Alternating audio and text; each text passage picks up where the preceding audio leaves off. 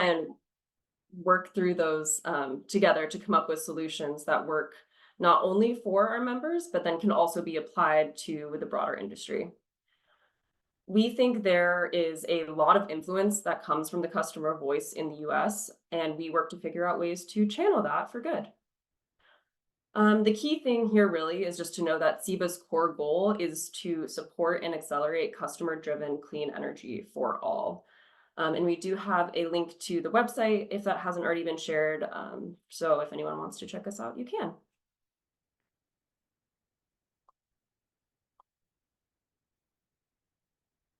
One way that we support the clean energy transition is through trainings like these.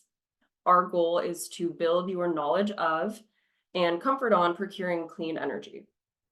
You likely won't walk away from this ready to transact, but you will have a better idea of what options exist and which ones make the most sense for your organization, and how to make the first steps towards incorporating clean energy into your business. Plus, you'll have a cohort of peers who are working through the same questions that you are.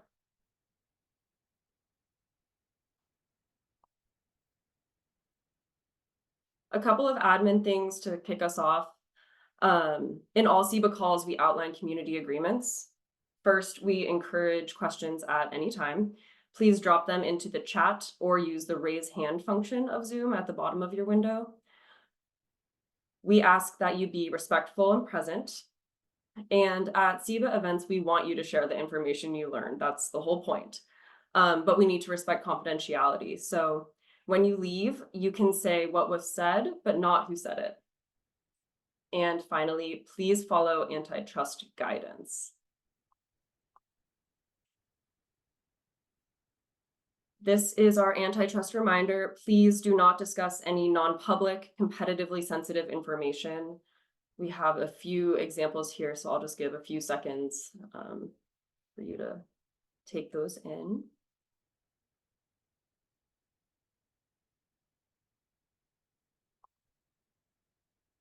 Okay. So here is a quick picture of our buyer's roadmap. Today, we only have a little chunk of time, so we're going to focus mostly on high-level explanations of these first sections. Engaging internal stakeholders, building your business case, understanding what you're procuring, and determining your options.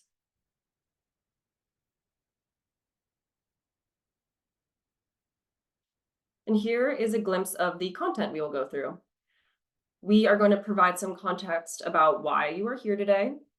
Then we will talk through your why, also known as the business case for clean energy. We will explain a few popular options for clean energy and the considerations you should take for each. And then we will end with a call to action. Throughout the training, there are a few links that we're going to drop in, but as a follow-up, we're going to send an email with all the links included, since I know it can be kind of a lot to manage in the Zoom chat. And we do have a question for you, Kit, in the chat. Oh, sure. Will you have a second section to go through the remaining actions on the timeline? We don't today. That could be something, depending on the feedback we get, that we do in the future, but we don't have it planned right now. We do offer it to our members in boot camp. So this is only the first part of what we would normally offer, which is a way more in-depth boot camp. So if that's something you're interested in, definitely reach out. Thanks, Karina. So the first section, as I mentioned, is what is your why? Let's start with why you are here today. You are invited here because your customers, who are also CEBA members, want you to know what's going on with clean energy. They are looking for ways to decrease their emissions, and they can do a lot of that themselves. But a huge portion of reducing their emissions requires teamwork between customers and suppliers, between them and you. That is because you, in your role as suppliers, are also energy buyers. So you have the opportunity to reduce your carbon emissions, and that helps reduce your customers' overall emissions, specifically their Scope 3 emissions. What do I mean by that? This chart you may or may not have seen before. It's from the Greenhouse Gas Protocol, and it shows how we currently categorize emissions. So you can see here, there's a few different arrows. Scope 1 includes greenhouse gases that a company is directly responsible for. For example, burning oil or gas to heat your building creates Scope 1 emissions. Scope 2 includes indirect emissions from the electricity a company purchases from the grid. These emissions happen at a power plant. However, the amount of emissions is controlled by how much energy a company uses.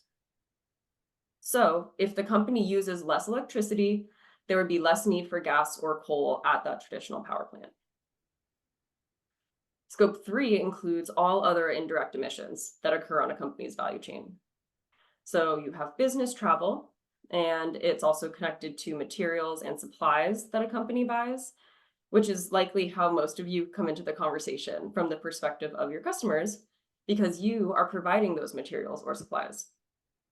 So your Scope 2, the energy that you put into whatever you produce, flows into your customer's Scope 3.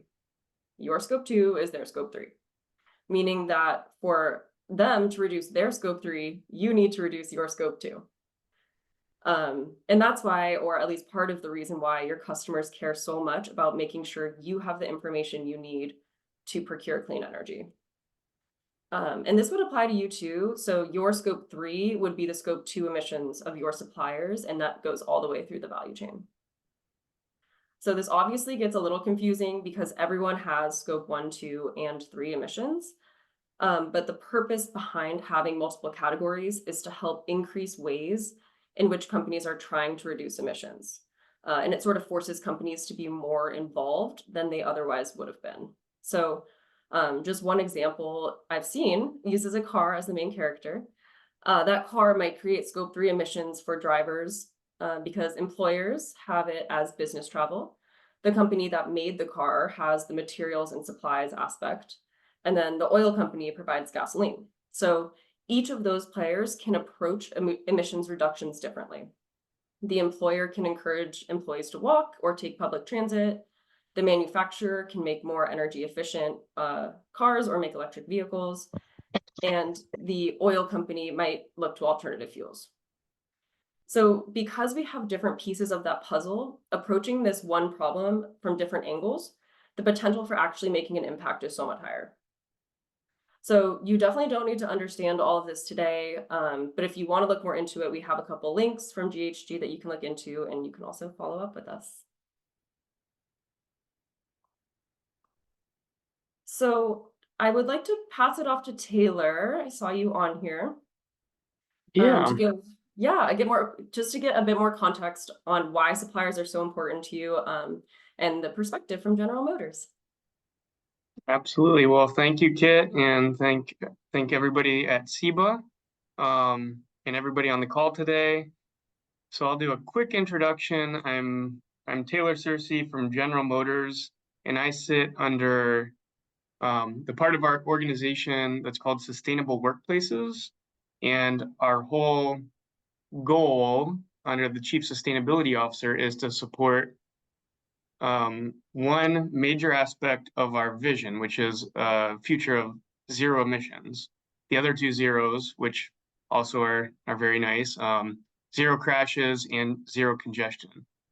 But if you look at the zero emission part of that, there's a broad, as Kit just went over, there's a lot that needs to be done. And the context or theme that I'll share with all of you is that we can't do it alone. So General Motors can do a lot with our size and capacity, but we can't do everything. And we have an extensive supply chain. So it really takes collaboration and partnerships and scaling opportunities for clean energy procurement and decarbonization in general. So I do sit within that Sustainable Workplaces. I sit on our global energy strategy team, where we primarily focus on our own Scope 2 emissions, the purchased electricity, but we also have a pretty important role with Scope 1.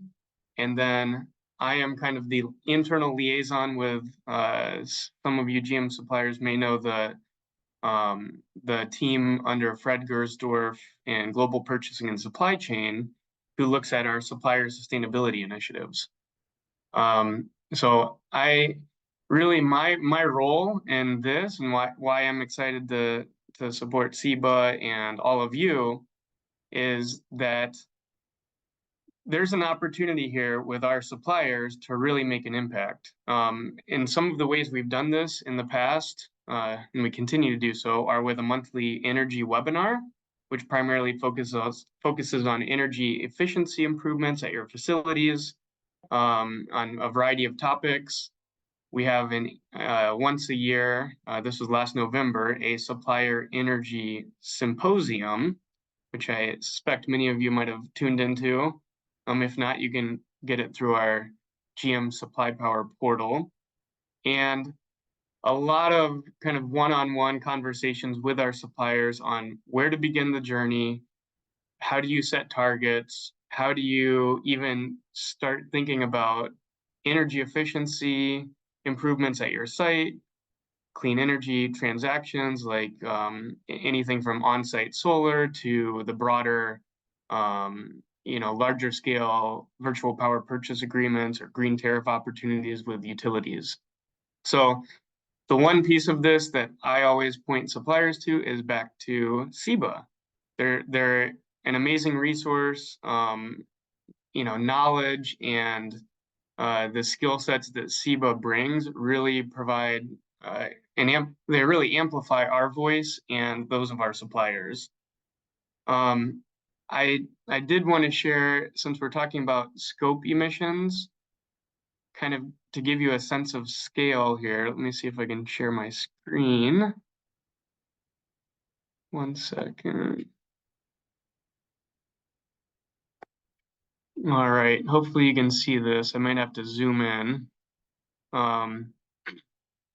But if you look at this little donut graph on the left-hand side, this is from our 2022 emissions footprint globally. And I believe at the end of this month, so just a few weeks from now, we'll have our 2023 emissions footprint and our 2020, our most current sustainability report published.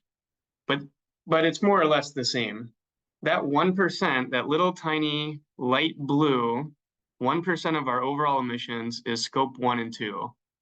Of that, about 0.5% to 0.75% is our purchased electricity, our scope 2 emissions. And that's really what we have a lot of internal targets around, about energy intensity reduction, about clean energy procurement, and that's all super important. But if you look at the largest slices of this donut, the biggest one being an auto company, our use of sold product. So scope 3, use of sold product, we develop a ton of vehicles and all of those emissions are attributed to our scope 3. Part of the strategy that we're embarking upon, or have been embarking upon for a number of years, is the transition to electric vehicles and looking at broader grid decarbonization to support that transition. This 18%, this is where all of our suppliers fit in. That's scope 3 category 1, purchased goods and services. And a large part of that is actually the electricity that our supply chain needs to build parts and products that end up in a GM vehicle. So the impact with our suppliers on decarbonizing their own footprint for perhaps your own goals or targets that you have set, or GM scope 3 category 1 is really, really important and critical in this transition. The other thing I'll mention, and some of you that are GM suppliers may be aware of this, some of the key things we're doing to help our supply chain is, right now it's more voluntary, trying to provide education and resources, some of which I mentioned around monthly webinars and one-on-one training. But a lot of it is trying to encourage our suppliers to commit to target setting. And we have this ESG partnership pledge. And I don't see it here, but we do have an energy treasure map program. Some of you may be aware of. Jeremy Galanti has spearheaded that. And the intent is to provide a tool for suppliers to go on site and understand what are the best opportunities to reduce energy efficiency at your facilities. Beyond that, though, and this is where CEBA comes in, a lot of our suppliers have been asking about how do we even, like, where to begin with clean energy? Where do we figure out, what site is best suited for rooftop solar? Or, we heard there's a green tariff with our utility, but we don't have a key account manager with our utility. How does that work? Or maybe we want to look at a power purchase agreement and transact for a much broader impact on our market-based emissions reductions for scope 2. All of these questions that come to us, we are more than happy to help. But it goes without saying, CEBA has a lot more knowledge and resources that might apply to your specific case, because every supplier is a little bit different, and they can really provide you the tools and knowledge and skill sets that you need for your clean energy journey. And I think the last thing I was going to talk about, and maybe this would be a good key into the next segment here, is what I hope that you will all leave with today, which is an understanding of, one, what CEBA is and how it can help you in your own efforts to decarbonize or procure clean energy. And then two, that you have a better understanding of why supply chain owners or companies like General Motors are really interested in helping our suppliers. I don't wear the purchasing hat. I'm not a buyer. I don't sit within that part of our organization. But very often I get pulled into discussions where our suppliers are asking our buyers about clean energy opportunities. And there's a lot of interest from our supply chain that go well beyond energy efficiency, which is very important, and that's the most critical piece of our 4-pillar energy strategy. But a lot of the knowledge and expertise that you can lean upon is really within CEBA. It's a wonderful organization, and maybe at the end they'll get into kind of the CEBA's mission and where they're trying to go. But again, it's all about scale and doing so collaboratively. One other thing I'll mention for GM suppliers here is there oftentimes there's frustration from the part of your organizations that say, okay, GM's asking us a set of questions for maybe it's Carbon Disclosure Project, CDP, or maybe you've heard of Manufacture 2030, or our various other reporting mechanisms, and a lot of duplicative effort because several suppliers provide parts to multiple OEMs. So recently, we worked with another organization called Supplier Partnership for the Environment, and we aligned with all of the OEMs that are part of that and several tier ones on a meaningful and more concise questionnaire. So hopefully we're kind of setting the trajectory that we're not going to bombard suppliers with multiple asks that might be similar to other OEMs, but we're all kind of taking it as a collaborative approach to understand what your needs are, what really you're looking to for support from OEMs, and how we can help you achieve decarbonization at scale. The last thing I was going to ask gets around to the question that Kit laid out at the beginning, is why? And I don't know if you're going to do this, Kit, or not, but I think it'd be interesting, unless there's a poll or survey, if everybody could put in the chat, why are you here today, and what is your interest in clean energy procurement? But I don't want to steal any of CEBA's thunder if that's already in the works. No, I love it. I think that would be great to know.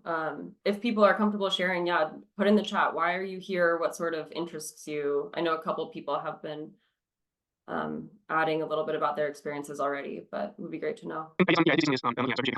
Teresa, how many transition clean energy most cases are costly and interest more info on these transactions and evaluate best options. You're absolutely right, place. CEBA has a lot of knowledge on that. But you're right, the transition clean energy can be costly and there's multiple ways to do so. And yeah, I guess I'll leave the CEBA to provide that education. I don't see anyone else entering in the chat, so maybe they're just thinking about whether here. And we do have a little portion later to help everyone sort of structure those thoughts or decide maybe what appeals to you about it. Great. Okay, well, I mean, Taylor, you kind of answered all the questions that I had for you. So thank you for being here. I think just everyone, it's so helpful to hear from a customer about why you're spending all of your effort and energy, like inviting suppliers and educating them. And it's just, we can tell everyone that it has more impact coming from you, Taylor. So thank you. I'll give one final teaser of something that's in the works, nothing official yet, but we are working on with other partners a supplier clean energy program. So something that kind of in parallel with what CEBA offers, a way for automotive suppliers to really connect with advisors and opportunities around actual procurement. So CEBA is a critical component of providing this education, and I'm so happy that a lot of you are on this call today. But that's something else in the works that might be able to scale our impact and our collective automotive industry impact. That's great, yeah. And actually, I do have one question for you. So I know you touched a little bit on this, but since you said you're focused a lot on like scope 2 and everything, could you tell us a little bit more about how GM's like leading by example in that front? How are you all trying to reduce your own scope 1 and 2 emissions? Yeah, that's a great question. Yeah, I didn't really get into that, but we're doing a number of things. I guess kind of to lay out the framework for this. When it comes to scope 2 emissions reductions for like transacting in the market, we don't directly procure RECs or just buy renewable energy certificates. We tend to enter long-term virtual power purchase agreements for utility scale solar and wind projects. We have very good relationships with our utilities, and in key markets we have green tariffs that are very sizable. And then we have several of our sites, and we're continuing to evaluate more of our sites for on-site solar projects, including one with solar storage and EV charging infrastructure. So we're kind of looking at a variety of mechanisms for our own scope 2. But again, a critical piece of this, and we have a separate team that handles this, is energy intensity reduction. So at our manufacturing sites, we have a team dedicated to making sure that every megawatt hour of electricity going into a vehicle is being optimized, lowered as best possible. There's a whole tracking system and the funding mechanism internally to make sure that we're spending our money wisely. Our chief sustainability officer, Kristen Seaman, always says the best that sustainability is just a smart business decision, and we can save money by reducing our energy intensity. So we're a lot of focus on energy efficiency at our manufacturing sites, but then the more, it'll never bring us down to zero. So we have to look at a variety of clean energy procurement opportunities.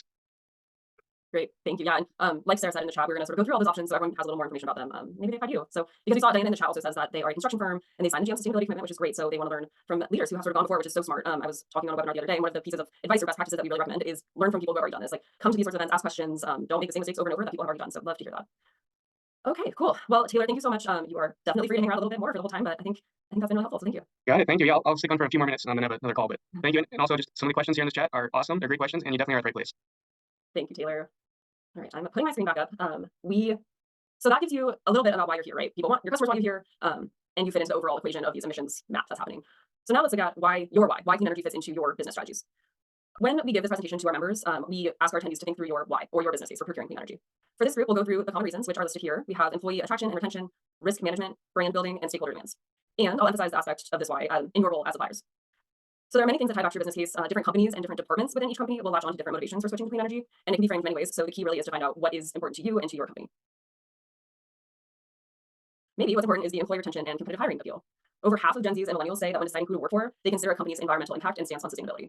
Many companies are finding it's making hiring easier when they're seen as being sustainably responsible.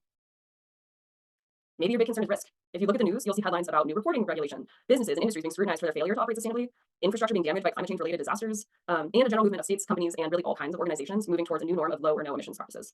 So you don't want to run the risk of falling behind. There's also the risk of greenwashing or being perceived as greenwashing by people, say you're trying to hire from the last slide. If your company is making claims of being green or sustainable, you need to make sure that you're backing those up with action.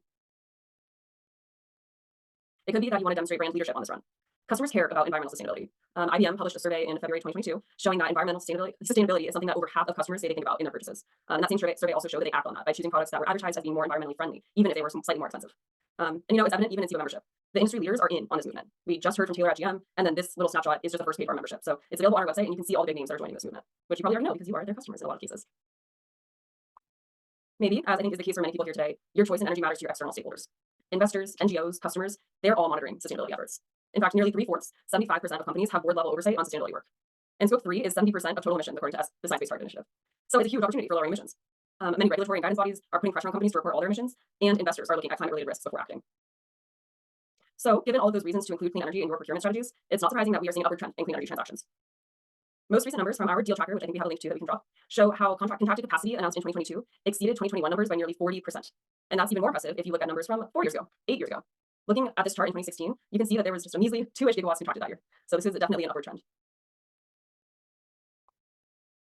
This graph is cool because you can see similar information, but you can see that not only has that contracted capacity grown, but the number of customers in the market is also up.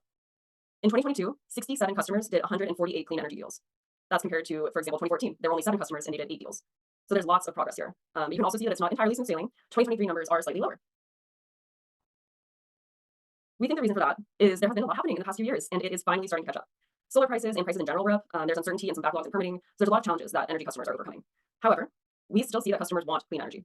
Customers are setting public goals around lowering emissions, and the queue for clean energy projects is still longer than can be accommodated by existing infrastructure. So the line is out the door for requests. And that's something we find encouraging.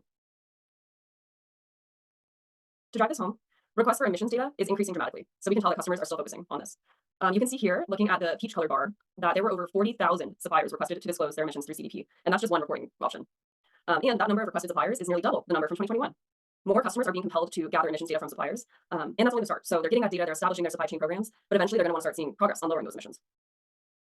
So we have a couple of worksheets that we are going to drop in the chat right now. And we can just pause for any initial questions people have.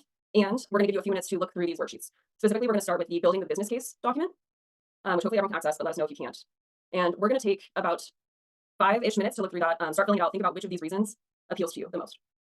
Okay, so hopefully everyone is either looking at the worksheet or has already kind of gone through it. You can see that there's a few sort of tabs in there. There's the why, the what, and the who. Mostly today for this worksheet, we're just going to look at the why, but these worksheets are very helpful later, again, for organizing your thoughts and sort of mapping out what you're going to do. So next steps for this, I would be curious to know what stands out to people. And one thing that we do sometimes at CEBA is a waterfall chat. So if there's something that stands out to you, we're not going to send anything in the chat yet, but maybe type in a reason or two. It could have been something from the presentation. It could be something that's listed in the worksheet, because I know there's a few other options in there. Or maybe it's something that you have experienced in your own work that isn't in there. So type in the chat, don't send yet, but type it in there, think about it. And then I'm going to count 3 and we're all going to enter them. Or maybe it's just something you're really interested in or have questions on about the business case. So take a few seconds, enter those. Okay, I'm going to count to 3. So hopefully people have stuff to enter. On the count of 3. 1, 2, 3. Okay, hit send on whatever is in the chat. Let's think about what is standing out to people. Anything standing out? Great. Okay, so curious how many people are getting pressure from advocacy groups. I think that depends largely on the industry. It can be sort of a reputational risk, and Sarah might have something else to add on this, but like for example, data centers gets a lot of this where they have some bad press or they have advocacy groups going up against them. Real estate's another one where they're really involved in this. So I think it depends on industry. Learning the best practices of other companies. I love that. Cool. Okay, well, thank you all for looking through that. Please do continue to sort of think through the worksheet and let us know if anything comes up. We're going to move now into procurement options. So we're going to give a little background about the grid, and then we'll get into the actual options that are out there. So let's first level set on what we mean when we talk about electricity, which is the focus here. Electricity is defined by Oxford Languages as a form of energy resulting from the existence of charged particles. And that can either be static electricity or it can be dynamic in the form of electric currents. And when we do this, the full boot camps, again, we really get into the details and the nitty-gritty of this. For today, we're going to give just high-level overview in the US focused. In the US, electricity is more than 1/3 of energy consumed, as you can see in this orange box. And of that, just over 20% is sourced from renewables like wind and solar. In the US, we get energy through the grid, which has a generation component, a transmission component, and a distribution component. To understand procurement options, it helps to keep this image in mind. From a super high level, the energy grid is like a network of roads that ensures power gets from where it is generated to where it is needed. The US electricity markets are made up of both wholesale and retail markets. Wholesale markets involve the sales of electricity between generators, such as the electric utilities and electricity traders. Retail markets involve the sale of electricity from those electricity traders to the end consumers. So you can see the orange is the wholesale and the blue is the retail side. Regulation comes into play because both wholesale and retail markets can either be traditionally regulated or deregulated. One of the most important factors, which it sounds like some of you have already experienced, one of the most important factors impacting the renewable procurement options available to a company is the regulatory structure of the electricity markets wherever that company is located. So let's look at regulated markets. In regulated territory, a single entity owns and operates all 3 major grid components.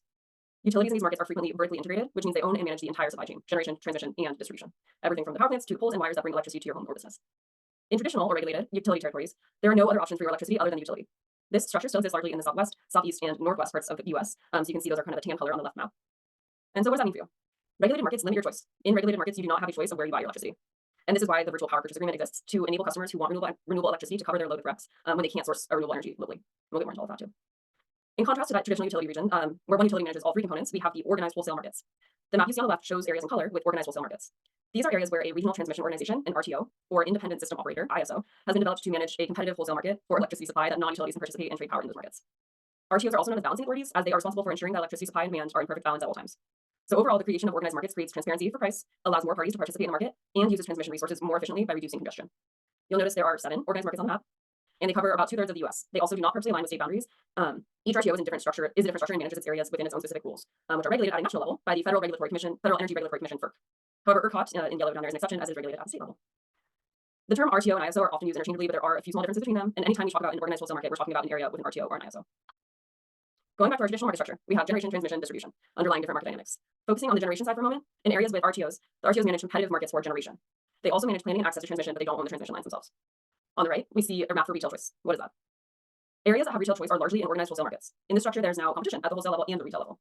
The gray and blue map shows the areas where competition has been enacted at the retail level. We call these retail choice states because customers have been granted the right to procure energy from a competitive electricity supplier other than their traditional utility provider. So you'll notice that retail choice happens at the state level because it requires state legislation. States created competition by breaking up the vertically integrated utilities. The majority of these states are in the Northeast, so they don't overlap with all the competitive wholesale markets. You'll see utilities over in California, and this blue portion, as well as Southwest Power Pool in the dark maroon, are all largely vertically integrated. There are, of course, exceptions, but largely. You'll also notice that some of these states are covered with hash marks on the blue map and listed as partial retail choice. These are states where retail choice legislation was passed, but there isn't an active retail market available. The reasons for this include barriers such as caps on participation, which have already been met, or there may be limits on what size of customers can participate, or there may be heavy exit fees that make it uneconomical to switch to a competitive supplier.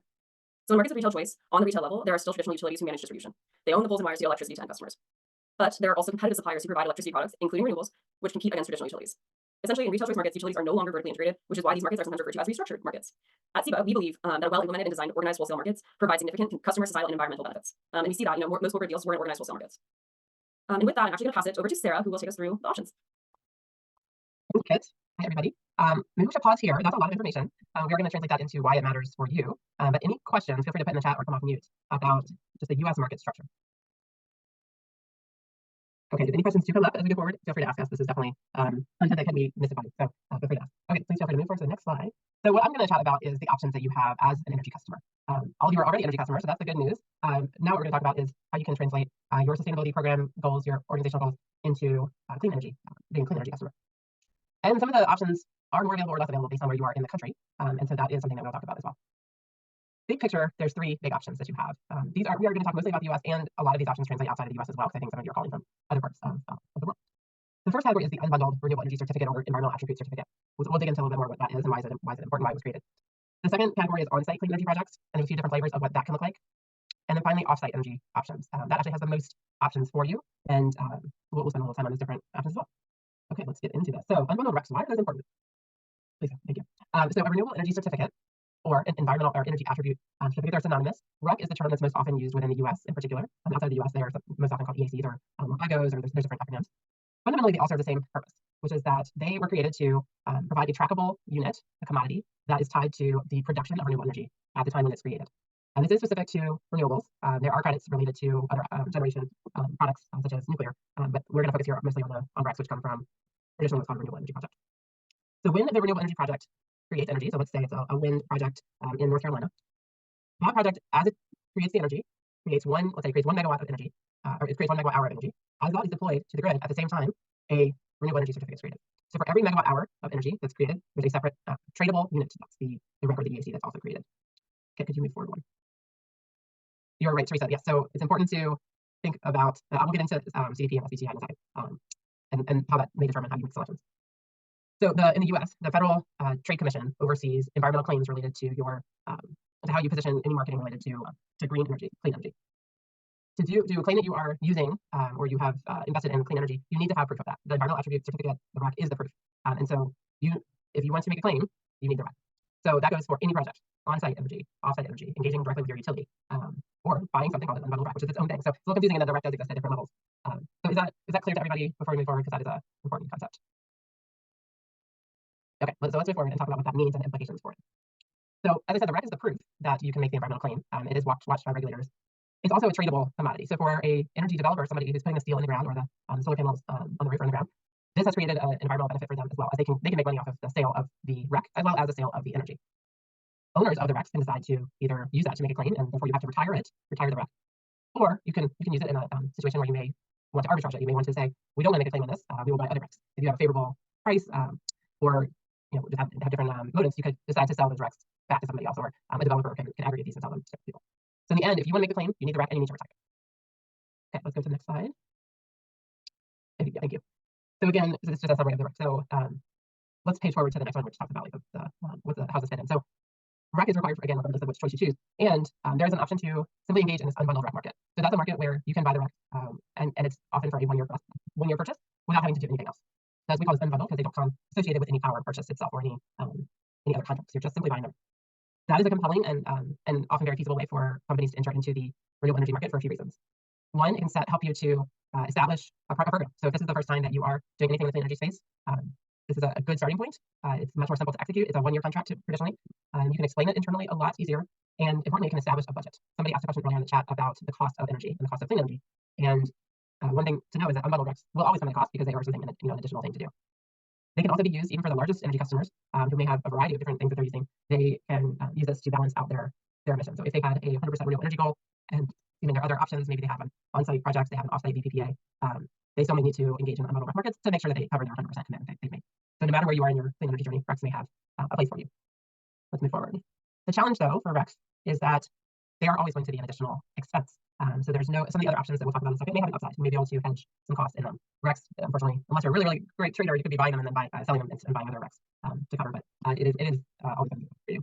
In addition, the pricing isn't always very consistent. Depending on your region of the country or the time of when you need these, the price could jump up 300%. I had a conversation maybe a year or so ago with an energy customer who's a member of ours who had relied on RECs for probably 5 years as their only strategy for renewables, and suddenly had a 300% increase in the cost, and that's really hard to swallow if that's been your budget for 5 years. So something to keep in mind is that the long-term nature of that as part of your strategy, you should really think about the impact of that. I think the primary concern that we hear from customers about relying solely on unbundled RECs is the impact that those purchases can have.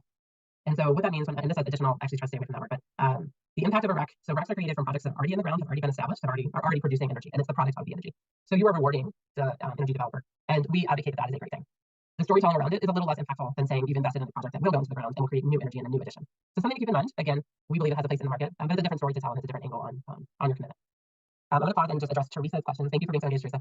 So Teresa, you said a few minutes ago that it's related to the RECs, when we talked about the RECs themselves, that nuclear and you didn't think qualified for the sustainable or for science-based target initiative completion. And I am 99.9% sure you're right there. I think that's also true of RE100 commitments. So if you've made a public commitment or had set a goal or joined SBTI or RE100 or something similar, or even in CDP, there are different rules around what counts, what qualifies. And as I said before, nuclear is not considered a REC. There's a different emissions-free commodity related to that. So that you're right, that likely would not satisfy meeting those goals. And going back to what Kip was talking about before and Taylor about your business case and your why, there still may be a reason for you if it's of interest to invest in nuclear. We are seeing large companies like Microsoft making very large investments in nuclear as a solution because it has reduced emissions impact. So it may not help you achieve a renewables goal, but it does have some other benefits to it. And the other question you had, multi-year unbundled RECs, yes, that is another option. So we're really talking here about 1 year RECs. There are something we often hear called as a REC strip, which is a 2-3 year contract with a REC. That can be more appealing because you are locking in a little more certainty on your price and reducing risk. So I think that's a really, really good point. Thank you for bringing that up. And I thought somebody maybe wanted to say something. So anybody have any questions? Okay, feel free to jump in if you do. So let's go on to the next. Well, actually, let me finish that one. So yeah, so I mentioned the impact angle. There are ways to think about your RECs as having impact. You can be more specific when you go through a procurement process to specify what impact you may be looking for in an unbundled REC, such as the location or the specific technology or the year, which is the vintage in which the energy was generated. Going back to SBTI or even others, there's often a 10-year limit on when a renewable energy project can receive RECs. So that's the vintage requirement. So you can look for a newer vintage or even a forward-looking one if those exist.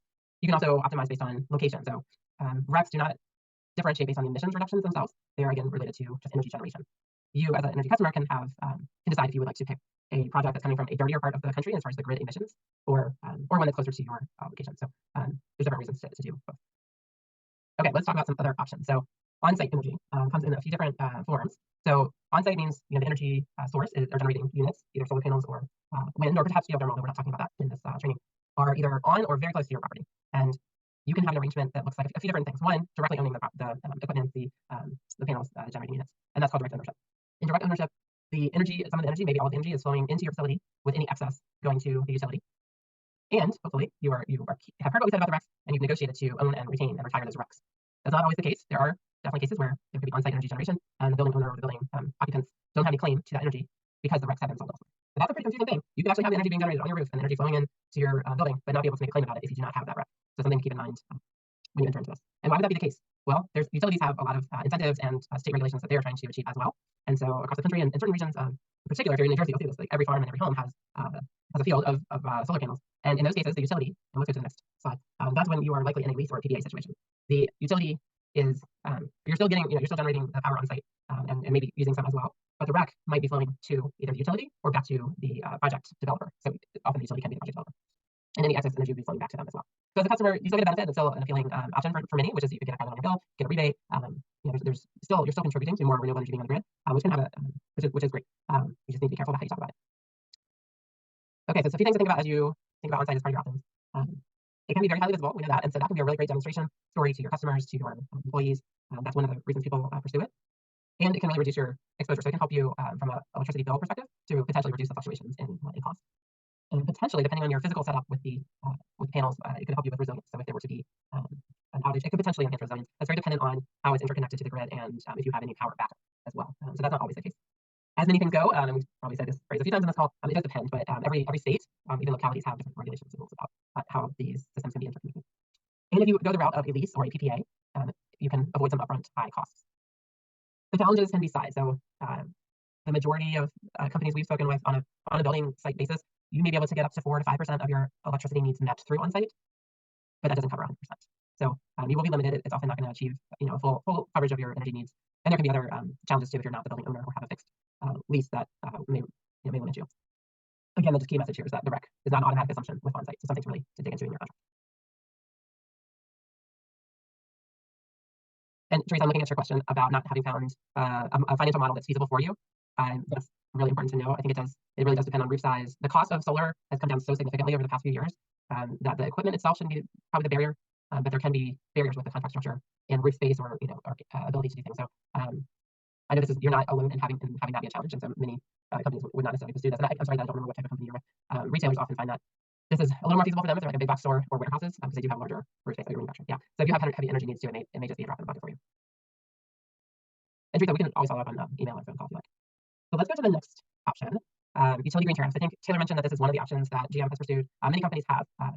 Unfortunately, this isn't the option. What CEBA wants ultimately is for utilities to just offer green energy.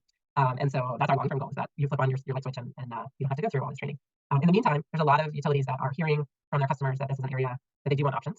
And so they are working together to bring them. So some utilities have, there's again, a few different ways that this looks. So one is that if you are large enough and have a relationship with your utility where this may work, you may be able to actually receive the energy associated with the production of green energy directly from a utility, and that's called a sleeved model.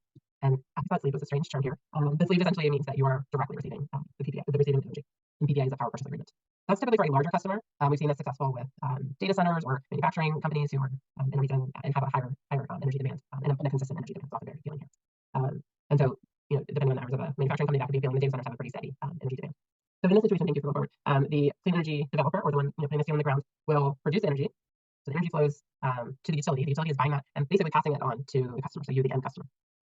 The renewable energy certificates are part of that. So again, every time megawatt hour of clean energy gets produced, the REC also gets produced. So that also could flow to the utility, and then the utility could share it with the customer. Again, something that will need to be worked out in your contract. And in turn, the utility is paying that energy developer for giving them more energy that they can deliver to their customers, and you, the energy customer, are paying the utility. So in a PPA model, a sleeve PPA model, energy that you're already purchasing can be offset through this model. Let's look at the next one.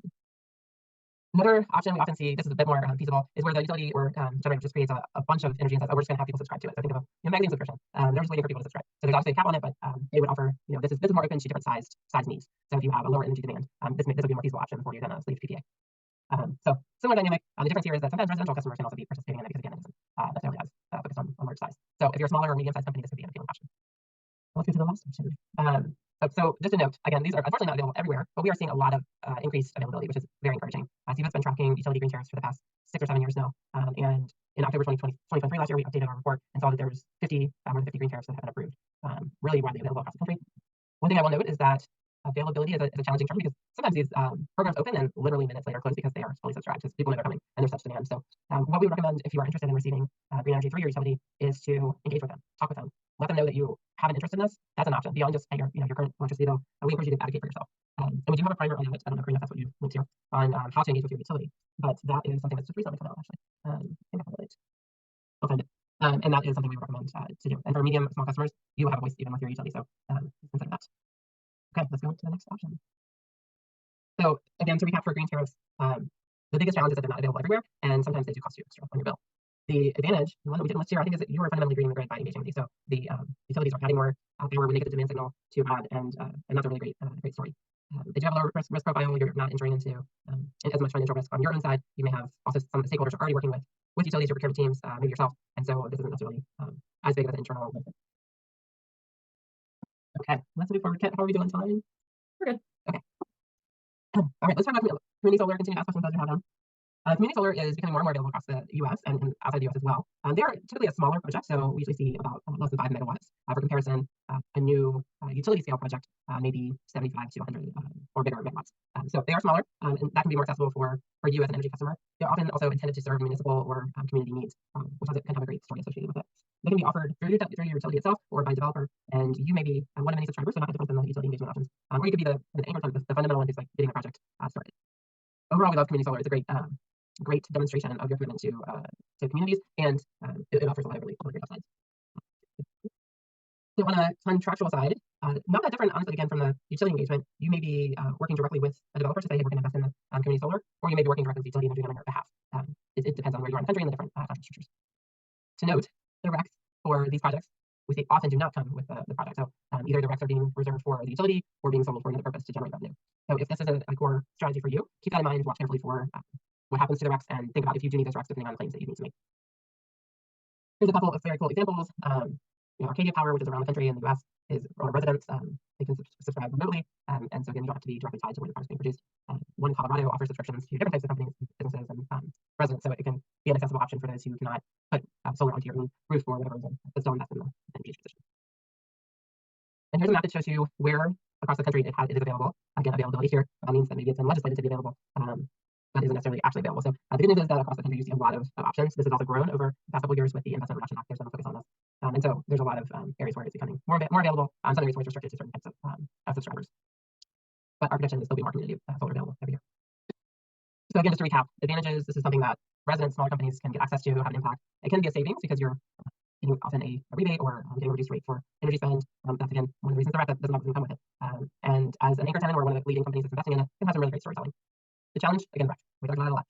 And because these are smaller, it may not meet your full load demand, but can be a component part of the product portfolio. And it's not available in all places. Okay, these are the big kahunas. So I'm going to pause here. Any questions before we get into these?